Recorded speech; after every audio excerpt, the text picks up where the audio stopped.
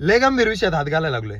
मुद्दा काय ना, आज जी पण आई बापांना वाटते ना आपण नाही शाळा शिकलो म्हणून स्वतः कष्ट करून जीवाचं रान करून 20-20, 25-25 लाख रुपये पोरांना द्यायचे, 5 वर्षात खर्च करायचे, त्यानंतर पोरग ज्यावेळेस मार्केटमध्ये निघते त्यावेळेस 15 आणि 20,000 रुपये पगार आहे.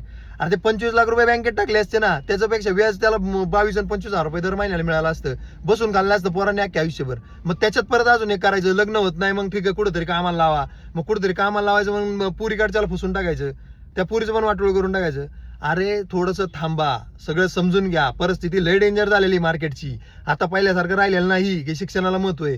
शिक्षणाला महत्व आहे पण त्या लेवलचं आहे. पोराला विचारा 100मध्ये 2 दुसरा किंवा तिसरा नंबर येतो का तुझा? नाही येत ना, मग जाऊ दे मर्दे. कुठेतरी धंद्यात कुणाच्या वेल्डिंगवाल्याच्या हाताखाली लावा, फॅब्रिकेशनवाल्याच्या हाताखाली लावा, पण ऍक्च्युअल आयुष्यातला जो मेन अभ्यास आहे ना तो करू द्या. या शिक्षणातला अभ्यास कुठल्याही जॉबमध्ये कामाला येत नाही. हे माझं आजपर्यंत ऑब्झर्वेशन आहे. आज 55-60 पोरं माझ्याकडे कामाला आहेत. मी कुठलाही एज्युकेशन, माझी 12वी झालेली आहे, कुठल्याही एज्युकेशनची गरज नाहीये. मार्केट सगळं सगळं मूर्ख बनवतंय. अख्खे कॉलेज पैसे लुटतात तुमच्याकडून. अरे या काय हॉस्टेलला राहिला तुम्ही जर 25,000 रुपये एका महिन्याचे पैसे घेतात, ते लुटता नाही तर काय करतात. सगळा कचरा झाला रे मार्केटचा. या कॉलेज म्हणजे धंदा झालाय धंदा. या धंद्यातून बाहेर निघायचं असेल ना तर कुठंतरी शांतपणे विचार करा आणि कुठंतरी चांगले निर्णय घ्या. आणि पोरांना पण अशा काही गोष्टी पाठवा, काही गोष्टी दाखवा की ज्याच्यातून ते हुशार येतील. धन्यवाद.